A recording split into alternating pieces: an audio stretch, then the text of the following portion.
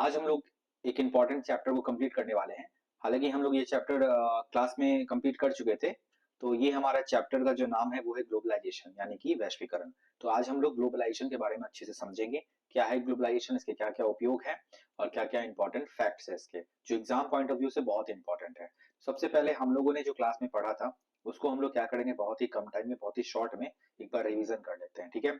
उसके बाद हम लोग क्या करेंगे, इसका जितना सारा इंपॉर्टेंट पॉइंट्स बन रहा है जो मेरा क्लास में छूट गया था उसको विस्तार पूर्वक यहाँ पे कवर करेंगे, ठीक है।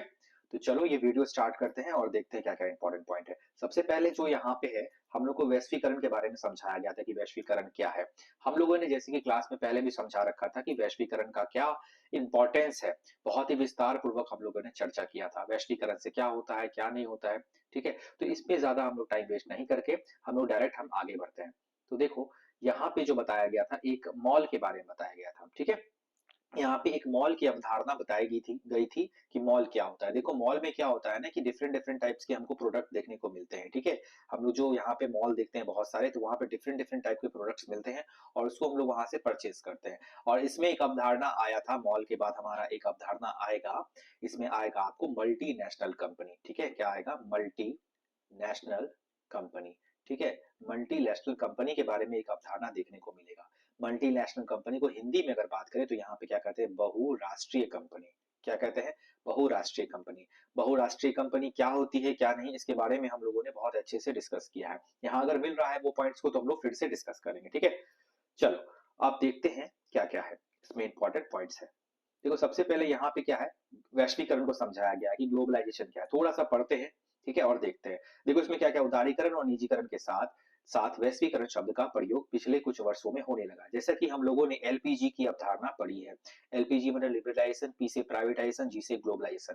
ये हो गया उदारवादी, ये हो गया निजीकरण, ठीक है, और ये हो गया ग्लोबलाइजेशन, ठीक है, यानी वैश्वीकरण।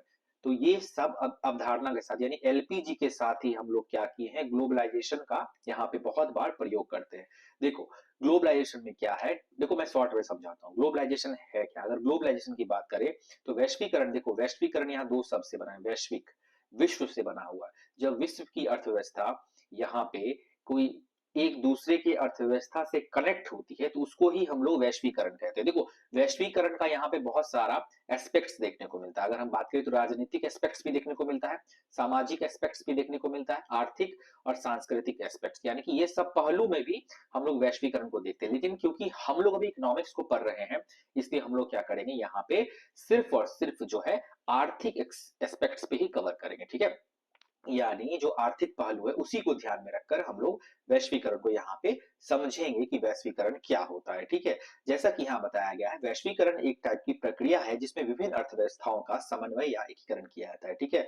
मतलब वैश्वीकरण एक ऐसा प्रोसेस है जिसमें क्या है, विभिन्न देश, मान लो ये रसिया है, ये यूएसए है, तो इन दोनों की अर्थव्यवस्था को क्या कर रहा है, यहाँ पे कनेक्ट किया जा रहा है, ठीक है। जिसमें क्या होता है, तीन चार चीज जो है एक दूसरे से आदान प्रदान होते हैं। मतलब ये चीज जैसे यूएसए का चीज हमारे यहाँ चला आया, हमारा चीज यूएसए के यहाँ चला गया, तो एक टाइप से क्या हो रहा है, हम कनेक्ट हो रहे हैं। अगर हम बात करें तो यहाँ पे हमको टेक्नोलॉजी का कनेक्शन मिलता है, पूंजी का मिलता है, श्रम का मिलता है, मानवीय पूंजी का क्या होता है, यहाँ पे एक शब्द दिया है निर्बाध फ्लो, यानी फ्री फ्लो जिसको कहते हैं। क्या कहते हैं? फ्री फ्री फ्लो जिसको कहते हैं। तो यहाँ पे फ्री फ्लो हमको टेक्नोलॉजी का देखने को मिलता है, उसके साथ साथ हमको कैपिटल यानी पूंजी का देखने को मिलता है, श्रम का देखने यानी लेबर का देखने को मिलता है, और ह्यूमन कैपिटल यानी कि मानवीय पूंजी का देखने को मिलता है। ये सारी चीज जो है कहाँ जाती है, वैश्वीकरण से एक दूसरे से कनेक्ट होते हैं। मतलब एक दूसरे का देश से दूसरे देश में ये आदान प्रदान होता है। अगर बात करें, मान लो रशिया ने कैंसर का वैक्सीन बनाया है, अगर रशिया की बात करें, अगर रूस ने, जैसे कि हम करंट अफेयर्स में बात करें तो रशिया बहुत न्यूज में था क्योंकि वो क्लेम कर रहा था कि मैंने कैंसर का दवाई बना लिया है। अगर रशिया यहाँ पे कैंसर का दवाई मंगाता है तो ये अपना दवाई इंडिया में बेचेगा, ठीक है। तो क्या होगा, अगर यहाँ पे हमारा अर्थव्यवस्था का फ्री फ्लो है, यानी कि अर्थव्यवस्था में कोई अगर चीज आ रही है बिना किसी रुकावट की, यानी कि यहाँ पे कोई ऑब्स्टेकल्स नहीं है, तभी तो वो आराम से आ सकता है ना। मान लो ये रुकावट दे दिया तो रसिया का दवाई कभी भारत आ पाएगा? बिल्कुल नहीं आ पाएगा। तो वैश्वीकरण एक उपयोगी साधन बहुत माना जाता है, ठीक है। इसी को हम लोगों ने बहुत अच्छे से क्लास में समझा है, ठीक है, क्योंकि हम लोग यहाँ पे ज्यादा टाइम नहीं देंगे क्योंकि यहाँ पे हमको क्विक रिवीजन करना है।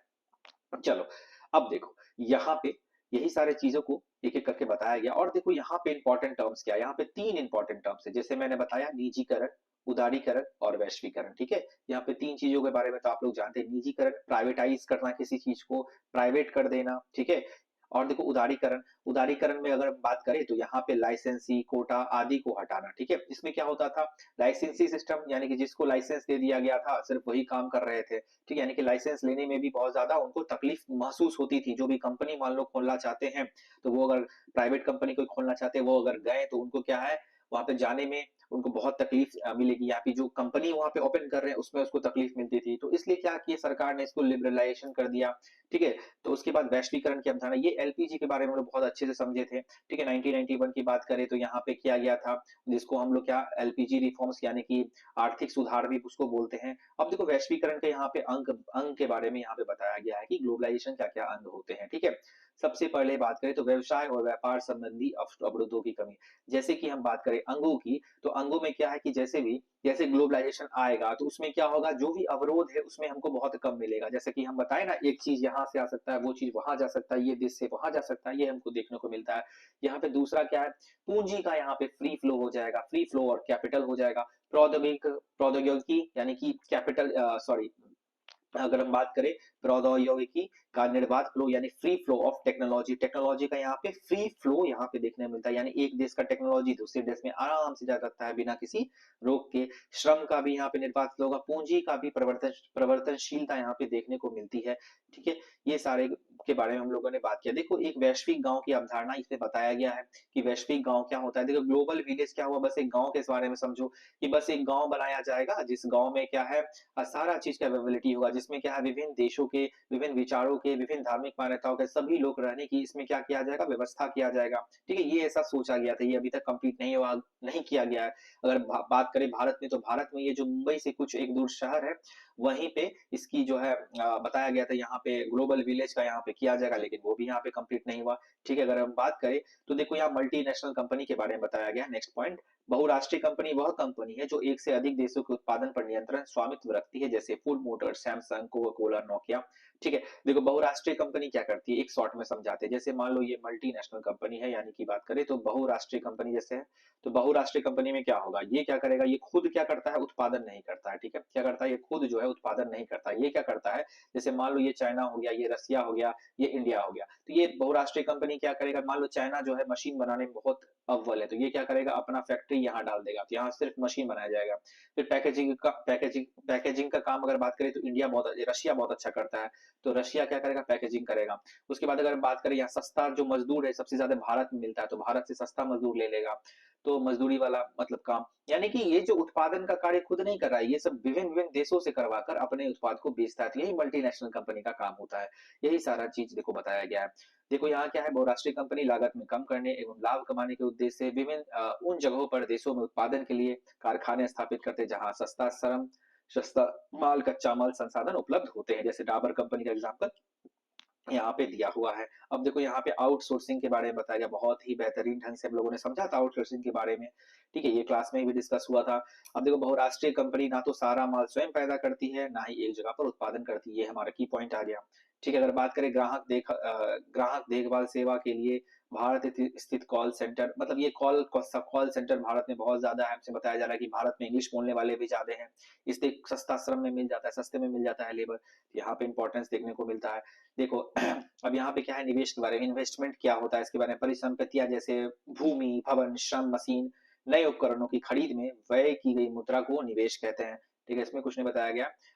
अब देखो यहाँ पे कुछ, हाँ यहाँ पे एक पॉइंट है, बहुराष्ट्रीय कंपनियों द्वारा विश्व भर के उत्पादन को एक दूसरे से जोड़ना, ठीक है। आगे यहाँ पे देखते हैं कुछ क्या है, एक मिनट रुक जाओ भाई, इसमें देख लेते हैं। हाँ यहाँ पे देखो, यहाँ पे क्या है, फॉरेन इन्वेस्टमेंट है ना, विदेशी निवेश। फॉरेन इन्वेस्टमेंट क्या होता है, बहुराष्ट्रीय कंपनी द्वारा किए गए निवेश को विदेशी निवेश कहते हैं। जो भी मल्टीनेशनल कंपनी अगर वो निवेश करती है तो उसको हम क्या कहते हैं, फॉरेन इन्वेस्टमेंट कहते हैं। निवेश मतलब पैसा अगर लगाती है वहां पे उसको निवेश कहते हैं। यह निवेश लाभ कमाने के उद्देश्य से, सिंपल सी बात है, कोई निवेश करेगा तो लाभ कमाने के उद्देश्य से ही करेगा ना, ठीक है। यही सारा पॉइंट से बताया जाएगा। अब देखो एक पॉइंट है, वैश्वीकरण एवं बाजारों का एकीकरण, ठीक है, globalisation and integration of market, ठीक है, यानी कि क्या है, वैश्वीकरण क्या करता है, बाजार को एक साथ लाता है, ठीक है, जैसे हम बात करें या मॉल की अवधारणा बात करें, तो मॉल में क्या है, मॉल क्या करती है, अपना खुद कोई प्रोडक्ट नहीं बनाती है, ठीक है, मान लो ये सस्ता कहीं प्रोडक्ट उसको टी शर्ट मिल रहा है, ठीक है, क्या मिल रहा है, टी शर्ट, तो वो टी शर्ट खरीद के अपने यहाँ रखेगी, मान लो यहाँ पे ग्लास बहुत अच्छा मिल रहा है, तो ये ग्लास खरीद के अपने यहाँ एक जगह रखेगी, तो ये अपने मार्केट में विभिन्न विभिन्न प्रोडक्ट को रखती है और यहाँ पे लोग आते हैं इसको खरीदते हैं, तो ये यहाँ पे देखने को हमको मिलता है। अगर हम बात करें क्या कर रहा है वैश्वीकरण, बाजारों को क्या कर रहा है, यहाँ पे एकीकरण किया जा रहा है, ठीक है, यानी कि सब एक साथ यहाँ पे आता है। अब देखो यहाँ पे अगर एकीकरण होगा, अगर बहुत सारे मार्केट्स आएंगे तो सभी में कंपटीशन अच्छा होगा, ठीक है, अगर बात करें यहाँ मार्केट्स अच्छा आएगा तो यहाँ पे क्या होगा, कंपटीशन हमको अच्छा देखने को मिलेगा, है ना। कंपटीशन कैसे देखने को मिलेगा, मान लो यहाँ पे एक आदमी टूथपेस्ट बना रहा है, टूथपेस्ट बना रहा है, एक और टूथपेस्ट मार्केट में आ गया, अब मान लो इसका टूथपेस्ट अच्छा है, इसका टूथपेस्ट खराब, ठीक है, तो इसका टूथपेस्ट ज्यादा बिकेगा ना, मतलब बी नंबर वाला टूथपेस्ट की बात करें तो ये ज्यादा बिकेगा, ये कम बिकेगा, तब ये सोचेगा, ए नंबर वाला टूथपेस्ट वाला सोचेगा ना कि हम अपने प्रोडक्ट को और अच्छा बनाएं, ठीक है, या नहीं तो हम अपने प्रोडक्ट को सस्ता करें, हो सकता है इसका प्रोडक्ट बी नंबर का प्रोडक्ट जो है वो काफी सस्ता मिल रहा हो, लोग इसलिए इसको खरीद रहे हो, या हो सकता है इसको क्वालिटी में कंप्रोमाइज हो रहा हो तो वो क्वालिटी इंप्रूव करके पैसा घटाएगा, तो यहाँ पे एक कंपटीशन देखने को मिलता है, यहाँ पे प्रतिस्पर्धा की बात की गई है, यहाँ क्या है, प्रतिस्पर्धा का अवसर, और इससे क्या होगा, कंज्यूमर को बहुत ज्यादा फायदा होगा, ठीक है, यहाँ पे ये सब बात कहने पर बताया जा रहा है, ठीक है, और मुद्रा पे भी नियंत्रण होगा, कोई मनचाहा दाम नहीं लेगा, ठीक है, क्योंकि उसको जानता है अगर बेमतलब का अगर दाम वो ज्यादा बढ़ा के लेगा ना तो क्या होगा, ऐसे में उसका सामान कम बिकेगा, ठीक है, तो यहाँ मनचाहे जो दाम है उस पे भी यहाँ पे अंकुश लगाया जा सकता है। वैश्वीकरण को संभव बनाने वाले कारक, वैश्वीकरण को कौन कौन सा जो फैक्टर्स है वो संभव बना सकते हैं, सबसे पहले क्या है, वैश्वीकरण जो है प्रौद्योगिकी का जो यहाँ प्रगति होगा, ठीक है, यहाँ पे टेक्नोलॉजी का जो यहाँ पे प्रगति होगा ये भी वैश्वीकरण को बढ़ावा देगा।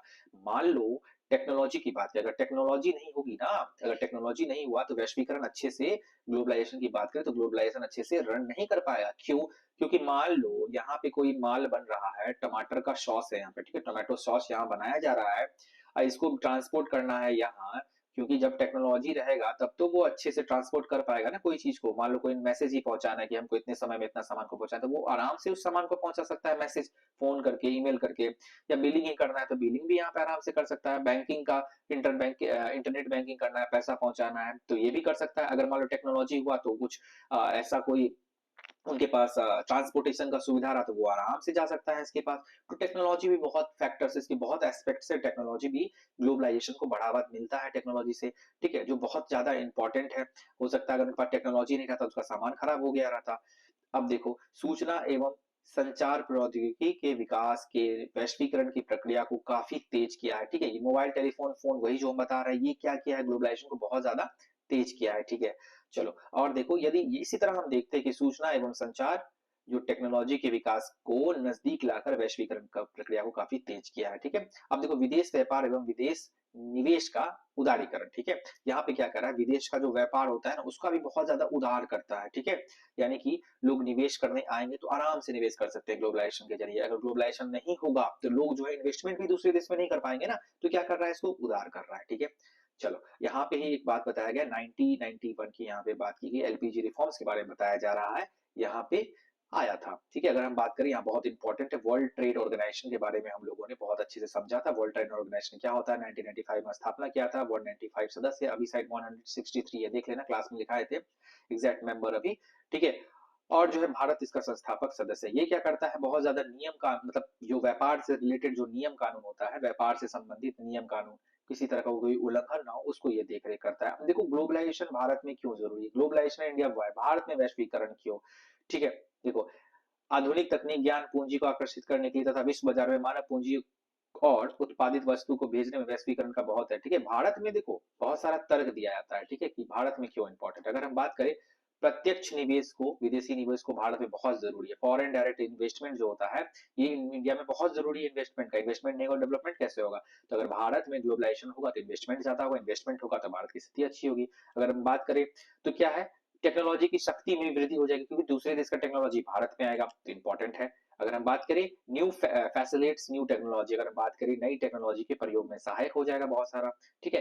अब देखो क्योंकि मान लो मेरे पास ओल्ड टेक्नोलॉजी, नया टेक्नोलॉजी आएगा तो हमारे टेक्नोलॉजी को बूस्ट करेगा ना, ऊपर पुश करेगा, यानी हमारा टेक्नोलॉजी और अच्छा फैसिलिट होगा और अच्छा होगा। अगर हम बात करें availability of high quality of consumer goods, अब मान लो हमारे यहाँ ऐसा गुड्स जो मिल रहा है वो बहुत ही कम क्वालिटी का है, अब विदेश से बहुत अच्छा अच्छा सामान आ रहा है, तो उसको क्या करेगा, वो बहुत ज्यादा और अच्छा आ जाएगा, मतलब क्वालिटी ऑफ प्रोडक्ट्स हमारे पास बहुत ज्यादा अच्छा आएगा। अगर हम बात करें नए बाजार तक पहुंच, अवेलेबिलिटी ऑफ न्यू मार्केट, नए मार्केट तक भी पहुंच होगा।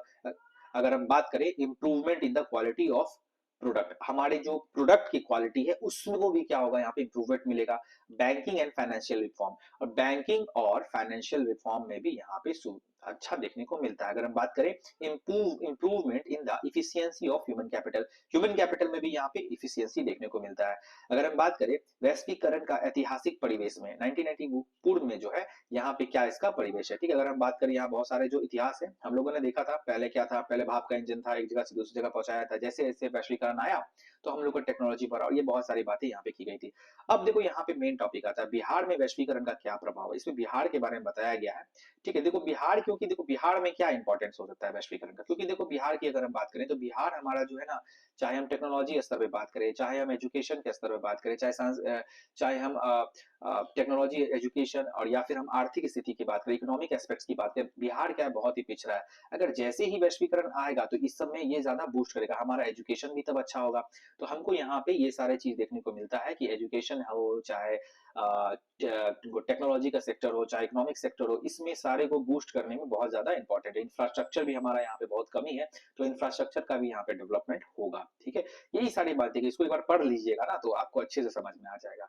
ठीक है, अब देखो यहाँ पे कृषि के बारे में बताया, कृषि इंपॉर्टेंस है, कृषि के जो उत्पादन है वो भी बहुत ज्यादा ये आपको इंपॉर्टेंट होगा। देखो यहाँ दिया हुआ है ना बिहार में क्या है, देखो कृषि उत्पादन में यहाँ पे वृद्धि करेगा, निर्यातों में वृद्धि करेगा, ये बिहार के एस्पेक्ट्स में बोल रहा है, और बिहार का एग्जाम दे रहे हैं तो बिहार में तो ये भैया पूछेगा ही, है ना।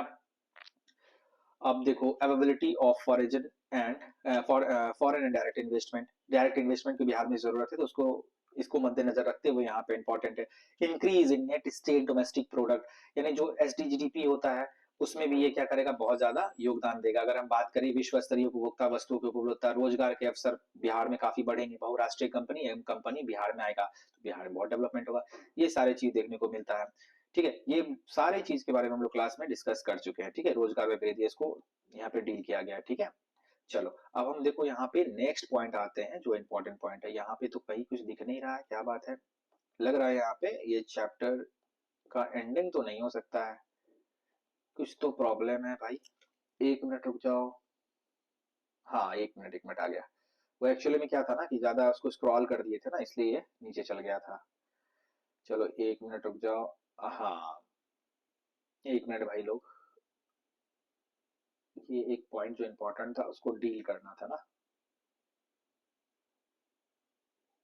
देखो वैश्वीकरण एक काम है, ग्लोबलाइजेशन एंड कॉमन मैन, ठीक है, ग्लोबलाइजेशन और कॉमन मैन के बारे में यहाँ पे बताया जा रहा है। ठीक है, देखो यहाँ से यहाँ तक मिडिल क्लास लोग के बारे में बताया जा रहा है, मिडिल क्लास पे क्या क्या इम्पैक्ट है, अगर इसको एक बार पढ़ लीजिएगा ना तो आपको समझ में सारा चीज आ जाएगा। देखो देश में समानता ऐसे लोग की संख्या अधिकतम होती है जो उपभोग की न्यूनतम सुविधाओं मिनिमम कॉम्फर्ट्स या वंचित रहते हैं, उस समय से उस सीमा आ, उस सीमा रेखा से थोड़ा ऊपर होते हैं। ठीक है, उससे सीमा रेखा, देखो ये कॉमन मैन के बाद इसको अगर पढ़ लोगे ना तो समझ में आ जाएगा। ठीक है, ज्यादा इसमें टाइम वेस्ट नहीं करना है। मूल रूप से आम आदमी पर वैश्वीकरण का निम्नलिखित अच्छा प्रभाव पड़ा है, यही चीज कह रहा, मतलब प्रभाव कैसा पड़ा, अच्छा प्रभाव पड़ा है या बुरा प्रभाव पड़ा है वैश्वीकरण का कॉमन आदमी पे। ठीक है, तो यहाँ से मेन पॉइंट है, उसको पढ़ लेना है क्योंकि वो इंट्रोडक्शन टाइप का है। ठीक है, वो जो ऊपर वाला हम बताएं ये सब ये पढ़ लोगे ना तो ये सारे चीज समझ में आ जाएगा। ठीक है, अगर हम देखो यहाँ बताते हैं, यहाँ पे जो मेन पॉइंट है, देखो आम आदमी पे वैश्वीकरण का अच्छा प्रभाव क्या है, यहाँ पे आ गया उपयोग की आधुनिक साधनों में उपलब्धता, रोजगार की बढ़ी हुई संभावना, आधुनिक तकनीक की उपलब्धता। देखो रोजगार बढ़ेगा भाई यहाँ पे, फिर आधुनिक तकनीक की उपलब्धता यानी टेक्नोलॉजी भी बहुत सारा यहाँ पे आ जाएगा। फिर देखो कम कुशल लोगों की बेरोजगारी, मतलब देखो कम कुशल लोगों में बेरोजगारी बढ़ने की आशंका, देखो ये नेगेटिव पॉइंट है, ये तो हमारा पॉजिटिव पॉइंट हुआ। ठीक है, यहाँ पे हम प्लस कर देते हैं, ये देखो यहाँ पे 3 पॉइंट बताया गया। उपयोग के आधुनिक संसाधनों, यानी जो भी हमारा आधुनिक संसाधन है वो सारा हमको यहाँ पे अवेलेबल हो जाएगा। ठीक है, मतलब कॉमन आदमी के बारे में बोल रहा है, जो आम आदमी उस पर क्या इम्पैक्ट पड़ेगा ग्लोबलाइजेशन का, रोजगार भी बढ़ जाएगा, रोजगार की संभावना बढ़ेगी, और आधुनिक तकनीक भी यहाँ पे आ जाएगा। ठीक है, ये पॉजिटिव पॉइंट हुआ। अगर हम बात करें निगेटिव पॉइंट, तो इसमें मान लो देखो ग्लोबलाइजेशन जैसे आएगा, ठीक है, ग्लोबलाइजेशन जैसे आया तो उसमें क्या होगा कि जो थोड़ी बहुत भी कम कुशल है तो उनको यहाँ पे कोई इम्पैक्ट नहीं पड़ेगा, तो कॉमन मैन यहाँ पे नेगेटिवली इम्पैक्ट हो रहे हैं। अगर बात करें उद्योग व्यवसाय के क्षेत्र में बढ़ती हुई प्रतियोगिता, अब देखो उद्योग एवं व्यवसाय के क्षेत्र में प्रतियोगिता यहाँ पे बढ़ेगा। इसमें क्या बताया जा रहा है, छोटे-छोटे स्तर पे जो कार्य करते हैं, छोटा-मोटा जो हो गया माइक्रो स्मॉल इंडस्ट्री से भी छोटा जो रेहड़ी पट्टी पे काम करते हैं, छोटे-छोटे काम करते हैं, हाथ से काम करते हैं, एम्ब्रॉयडरी या बुनकर वाले काम करते हैं, उनका जो है रोजगार यहाँ पे सीमित हो जाएगा ग्लोबलाइजेशन, ये यहाँ पे कह रहा है। ठीक है? तो यही सारा पॉइंट है। अब देखो एक और है श्रम संगठनों पर बुरा बुरा प्रभाव।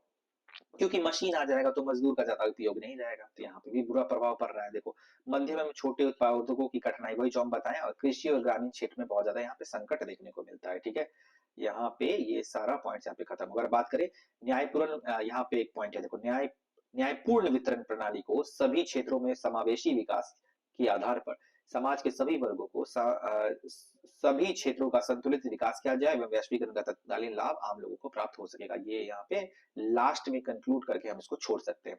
अगर हम बात करें सारांश का, अब हम समरी देखते हैं। वैश्वीकरण के बारे में हम लोग समझ लिए। वैश्वीकरण वह प्रक्रिया है जिसके द्वारा विश्व की विभिन्न अर्थव्यवस्थाओं का समन्वय एकीकरण किया जाता है ताकि वस्तुओं, सेवा, प्रौद्योगिकी, पूंजी एवं श्रम का निर्बाध हो सके, मतलब कि फ्री फ्लो हो सके सब चीजों का।